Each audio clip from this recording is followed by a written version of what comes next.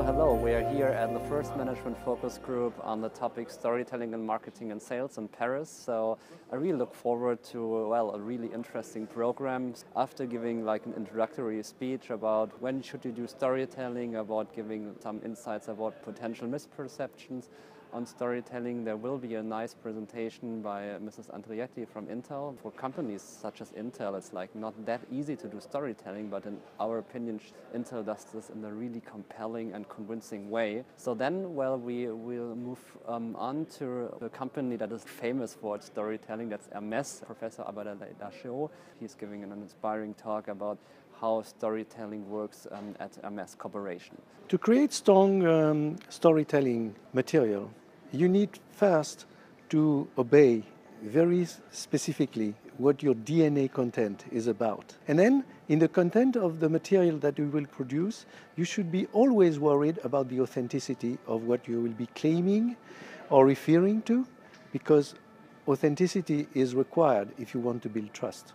On the second day, we'll move on to a really nice presentation from Microsoft Switzerland. Barbara Josef, she will give a presentation on how Microsoft manages to take a topic that is home office, how to combine it with a story with Microsoft, and that's like a really inspiring campaign on how to do storytelling and how to capitalize on your own brand. The important and interesting stories are often the ones that you don't see at first. So we all think of strategical stories, we think of products, of markets to cover, but sometimes we forget what really touches people's heart and what bothers them every day. So the Home Office Day was really this story saying, this is how we could work in a better way, and this is how you could have a better balance. And that's what made it so successful, that it was concrete, tangible and easy to understand. Afterwards, the next presentation will be by Herman Miller, that is by Mary Stevens. She's Vice President Marketing with Herman Miller. A nice case on how you can use storytelling for a vast array of different domains. Storytelling for us as a company is really all about making sure people understand our DNA, which really means our brand. And by everyone, I mean employees, customers, and potential customers.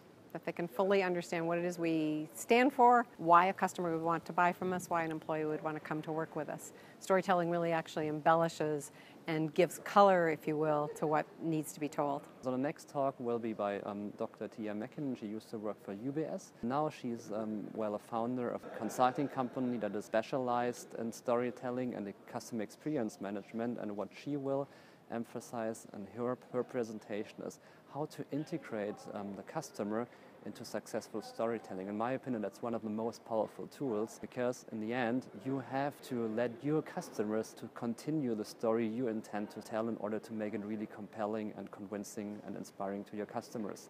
So what is really the experience of the story for the customer? Trying to engage the receiver of the story to that story through different means. Trying to expand storytelling from purely passively listening to the story as a customer to experiencing and co-creating also that story. So one objective actually is that the participants will be enabled to create their own compelling story.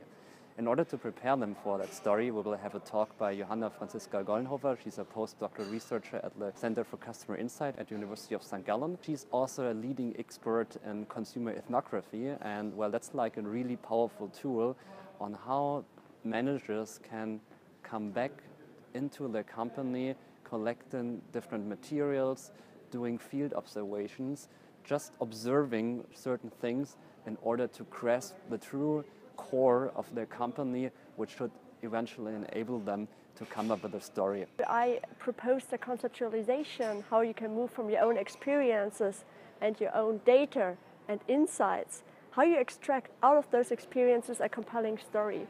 For this, I developed several steps, and I also presented several creative methods how our participants can work with their data and experiences.